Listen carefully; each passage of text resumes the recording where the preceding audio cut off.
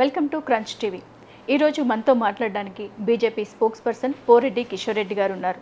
వారితో మాట్లాడి ఇప్పుడు ఈ ఎలక్షన్స్లో వారు సాధించిన 8 సీట్లతో సంతృప్తిగా ఉన్నారా, లేకపోతే వారు ఇంతగా అంటే మోదీ, అమిత్ షా అలాగే నడ్డా ఏకదాటిగా తెలంగాణను దాటి చేస్తూ ఉన్నా కానీ మరి వారు అనుకున్న డబుల్ డిజిట్ని ఎందుకు సాధించలేకపోయారు? దీనిపైన వారి స్పందన అడిగి తెలుసుకుందాం. సార్ నమస్కారం.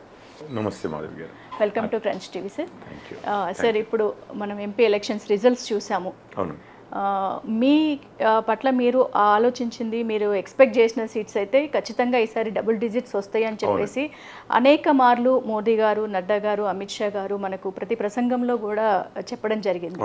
సో అలాంటిది అంటే లాస్ట్ టైం 4 సీట్లు మాత్రమే ఉన్నాయి, దాన్ని జస్ట్ డబుల్ చేసుకున్నారు తప్పితే డబుల్ డిజిట్ని తెచ్చుకోలేకపోవడానికి కారణం ఏంటి? దీనిపైన మీ స్పందన ఏంటి? ముందుగా మాధవి గారు, మీకు క్రంచ్ టీవీ ప్రేక్షకులందరికీ నమస్కారం అండి. సో పోయినసారి 4 ఉండే, ఈసారి 8 అయినాయి, డబుల్ అయ్యాము. పోయినసారి 19% ఓట్ షేర్ ఉండే, ఇప్పుడు 35% వచ్చింది. 35% అంటే ఇప్పుడున్న రాష్ట్ర రాజకీయ పరిస్థితుల్లో దాదాపు పవర్లోకి వచ్చేందుకు ఒకటి చాలా, ఎందుకంటే త్రిముఖంగా ఉంది చేయబట్టి. లేకపోతే త్రిముఖంగా కాకపోయినా ద్విముఖంగా అయినా కూడా పెద్దగా ఎక్కువ ఎఫర్ట్ లేకుండానే అధికారంలోకి వచ్చే అవకాశాలు, అదే ఓట్ షేర్ని కాపాడుకొని కొంచెం పెంచుకుంటే అధికారంలోకి వచ్చే పరిస్థితిలోకి బీజేపీ వచ్చింది. సో అది, దాంతో మేము చాలా హ్యాపీగా ఉన్నాం ఈ 2 విషయాలతో. ఇప్పుడు కాకపోతే మేము అసలు యాక్చువల్లీ డబుల్ డిజిట్ 12 వరకు ప్రయత్నించాము. గట్టిగానే అవకాశాలు ఉన్నాయని చెప్పి కూడా బిలీవ్ చేశాము. ఫర్ ఎగ్జాంపుల్ భువనగిరి, జహీరాబాద్, దాని తర్వాత ఈవెన్ పెద్దపల్లిలో కూడా మీరు చూశారు, అండ్ వరంగల్, ఇట్లాంటి వాటిలలో కూడా మంచి అవకాశాలు ఉన్నాయని చెప్పి గ్రౌండ్ రిపోర్ట్స్ అయితే బాగా ఇది వచ్చింది ఈసారి. And even Nagar Kurnool it side possibilities ఉన్నాయని చెప్పి. అండ్ మీరు రిజల్ట్స్ చూస్తే కూడా బీజేపీ ఈసారి అత్యధిక స్థానాల్లో 2వ ప్లేస్లో ఉన్నది కూడా పార్టీ.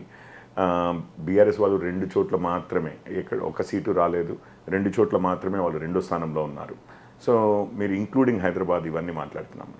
సో ఈరోజు చూస్తే ఒకవైపు కాంగ్రెస్, మరోవైపు బీజేపీ ఈ రాష్ట్రంలో అన్నట్లుగా. నిన్నటికి నిన్న ఈవెన్ బీఆర్ఎస్కి అంతకుముందు ఏమనుకున్నారంటే, సరే ఇది ఏదో కేంద్రంలో ఎన్నికలు కాబట్టి ఇటు బీఆర్ఎస్ వారు ఇండి కూటమిలో కానీ అటు ఎన్డీఏ కూటమిలో కానీ లేరు కాబట్టి వారు ఎట్లాగూ ప్రధానమంత్రి అయ్యేది లేదు, దేశ రాజకీయాల్లో పెద్దగా పాత్ర పోషించేది లేదు, ఇక్కడ కూడా అధికారంలో లేరు చేయబట్టి కేంద్ర ఎలక్షన్లు చేయబట్టి పెద్దగా ఒక ప్రాంతీయ పార్టీ మధ్యలో వాళ్ళు జాతీయ పార్టీ అన్నా కానీ ఒక ప్రాంతీయ పార్టీ దానికి రోల్ ఏముండదు కదా అని చెప్పి నెగ్లెక్ట్ చేశారు అన్నాను.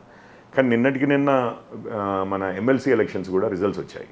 అందులో కూడా బీఆర్ఎస్ పెద్దగా ఏమీ ఈసారి గెలిచి ఈవెన్ తెలంగాణ విషయంలోనైనా కానీ ఇది అవ్వగలుగుతారని లేదు. వాళ్ళ ఎమ్మెల్యేలు కూడా ఆల్రెడీ కాంగ్రెస్లోకి ఎన్నికల ముందే 3 వెళ్ళిపోయారు. ఇవన్నీ చూస్తూ ఉంటే ఈరోజు మాత్రము పరిస్థితి ఏంటి అంటే, ఒకవైపు కాంగ్రెస్, మరోవైపు బీజేపీ అన్నది అది క్లియర్గా ఎస్టాబ్లిష్ అయ్యింది. దాని వరకు మాకు సంతోషం. మీరు అన్నట్లుగా 10 దాటుతాయి, ఈవెన్ 12 వరకు కూడా, 12-13 వరకు కూడా మంచి అవకాశాలు ఉన్నాయి అనుకున్న దాంట్లో. అఫ్కోర్స్ 1,00,000 ఓట్లు అటు ఇటు కొంచెం పెద్ద ఎత్తులోనే ఇంకా కొన్ని సీట్లలో ఇదైనా కూడా ఎలక్షన్స్ అన్న తర్వాత మనకి ఇప్పుడు జహీరాబాద్ ఉందండి, తప్పనిసరిగా ఇది అనుకున్నాం, లేకపోతే భువనగిరి అనుకున్నాం. ఎలక్షన్స్ అన్న తర్వాత మీకు తెలిసిన విషయమే, కొంచెము ప్రెడిక్షన్ అనేది కూడా కష్టమే. మనం ప్రయత్నం అయితే సాలిడ్గా చేశాము, కానీ ఒక 2 తక్కువ వచ్చాయి. ఈవెన్ కాంగ్రెస్ వారికి కూడా మొన్న రాష్ట్రంలో అధికారంలోకి వచ్చిన పార్టీతో సమానంగా మనం రాష్ట్రంలో మీకు తెలుసు మనకి 8 సీట్లు ఉన్నాయి, వాళ్ళకి 8 రెట్లు సీట్లు ఉన్నాయి, 64. ఇప్పుడు చూస్తే 8 అయ్యాయి. సో మొత్తం మీద 8 నెంబర్తో 8 64 ఇక్కడేమో 8+8 అయింది.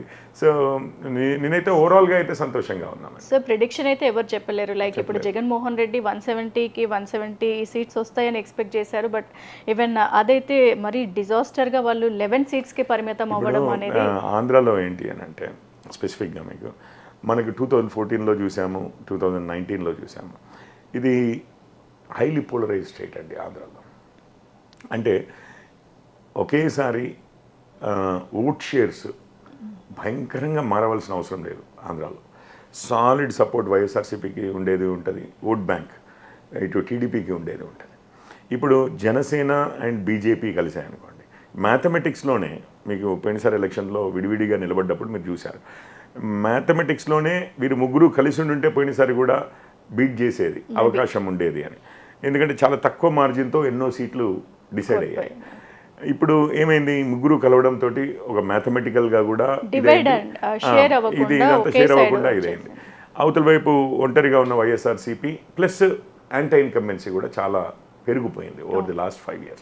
ఈ 2 ఫ్యాక్టర్స్ అంటే కొంత స్వింగ్ ఓటర్స్ ఉంటారు కదా 10-20%, వాళ్ళల్లో ఈసారి వైఎస్ఆర్సీపీని అబాండన్ చేసి ఎక్కువగా యువతల సైడ్ డెవలప్మెంట్ అనేది ఒక బిగ్ ఇష్యూ అయింది. ఇప్పుడు నాయుడు గారు ఉంటే, చంద్రబాబు నాయుడు గారు ఉంటే డెవలప్మెంట్ మీద ఫోకస్ ఉంటుంది అనేది ఒకటి. అంతకుముందు వారు ఉమ్మడి ఆంధ్రప్రదేశ్కి ముఖ్యమంత్రిగా ఉన్నప్పుడైనా ఏదైనా కానీ డెవలప్మెంట్ మీద కాస్త ఫ్యూచర్ బాగుండేటట్టు నెక్స్ట్ జనరేషన్ వాళ్ళకి మన రాష్ట్ర ఆర్థిక పరిస్థితే కానివ్వండి, రాష్ట్ర పరిస్థితులే కానివ్వండి బెటర్గా ఉండేటట్లుగా వారు చేయగలుగుతారు, వారికి ఆ సత్తా ఉంది, వారు అంతకుముందు చేసి చూపించారు అన్న ధైర్యము ఉంది అన్న విషయం కూడా బాగా తోడ్పడింది. సో ఇవన్నిట్లలో అక్కడ మోడీ గారు ఉన్నారు, ఇక్కడ బాబు గారు ఉన్నారు, ఇది ఒక రకమైన డబుల్ ఇంజన్ అవుతుంది. ఇద్దరు డెవలప్మెంట్ ఓరియంటెడ్ పీపుల్ ఎక్కువగా ఫోకస్, సో ఒక రకమైన డబుల్ ఇంజన్ లాంటిదే ఇది అన్న భావన కూడా బాగా ఉండింది. అండ్ ఇప్పుడు ఆంధ్రాకి అవసరము అన్న ఫీలింగ్ కూడా ఇప్పుడు 10 సంవత్సరాలు అవుతోంది.